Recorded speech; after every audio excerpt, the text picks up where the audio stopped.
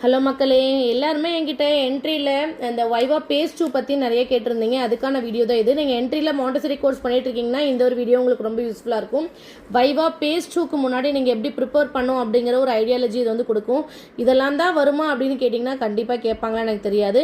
ஆனால் கேட்க வாய்ப்பு இருக்குது. மேபி இதை நீங்கள் இப்படி ப்ரிப்பேர் பண்ணிட்டு போகலான்னு ஒரு ஐடியா கொடுக்கலாம்.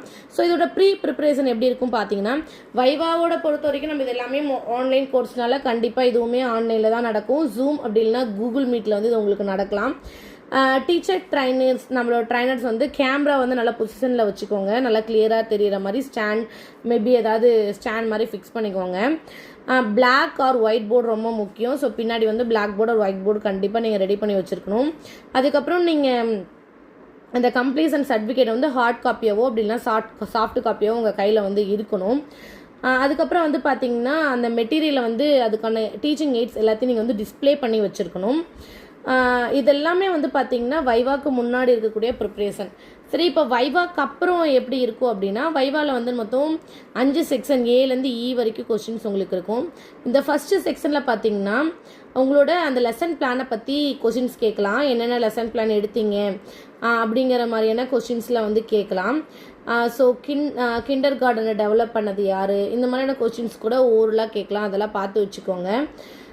அதுக்கப்புறம் பார்த்தீங்கன்னா செக்ஷன் பியில் வந்து ஒரு லெசன்னையே உங்களுக்கு எடுக்க சொல்லலாம். ஆக்சுவலாக இப்போ நீங்கள் இங்கிலீஷில் வந்து ஒரு லெட்டர் எடுத்துருக்கீங்க, ஏன்னா அதை வந்து நீங்கள் எக்ஸ்பிளைன் பண்ணி காட்டுங்க அப்படிங்கிற மாதிரி கூட சொல்லலாம்.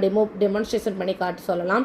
ஸோ அதுக்கு ப்ரிப்பேராக இருந்துக்கோங்க. எதுனாலும் கொடுப்பாங்க. நீங்கள் எடுத்தது தான் உங்களுக்கு கண்டிப்பாக தெரியும். பதட்டம் இல்லாமல் நல்லபடியாக பண்ணுங்கள். அடுத்தது பார்த்தீங்கன்னா ஒரு ரைம்ஸ் சொல்லலாம்.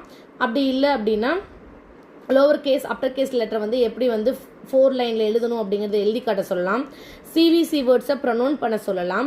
பொனிட்டிக் சவுண்ட்ஸ் வந்து எக்ஸ்பிளைன் பண்ண சொல்லலாம். பிளென்னா என்ன, பொனோகிராம்னா என்ன, டயப்ராம்னா என்ன, இந்த மாதிரியான கொஷின்ஸ்லாம் வந்து இதில் வந்து கேட்பாங்க.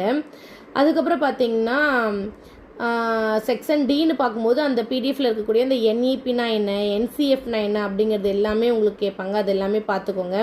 செக்ஷன் இயில் உங்களுக்கு ஜென்ரலைஸ்டு கொஸ்டினாக இருக்கும். மாண்டசரி உருவாக்குனது யார், இல்லை கேஜி கிண்டர் கார்டன் உருவாக்குனது யார், இந்த மாதிரியான கொஸ்டின்ஸ்லாம் வந்து கேட்கலாம். ஸோ இதெல்லாமே நீங்கள் பண்ணிட்டீங்கன்னாவே போதும். உங்களுக்கு ஓரளவுக்கு நீங்கள் வந்து கிளியர் பண்ணிடலாம். ஸோ முக்கியமாக இந்த NEP, NEC, early education childhood centre எஜுகேஷனா என்ன, கரிக்குலம்னா என்ன அப்படிங்கிறதெல்லாம் பார்த்துக்கோங்க. ஃபுல்லாக அவங்க இங்கிலீஷ்லேயே கேட்கணுன்னு இல்லை, நீங்கள் கான்செப்ட் புரிஞ்சுக்கிட்டிங்கன்னா அதுவே போதும். ஸோ கண்டிப்பாக பஞ்சாடினா என்னென்னு பார்த்துக்கோங்க. அந்த 5 ஸ்டெப்பில் பஞ்சாடி, அதித்தி, போத், அபியாஸ், பிரக்யாக், பிரசார் அப்படிங்கிற அந்த 5 ஸ்டெப்பு அது கண்டிப்பாக கேட்பாங்க. அந்த நேம் வந்து நல்லா மனப்பாடம் பண்ணி வச்சுக்கோங்க.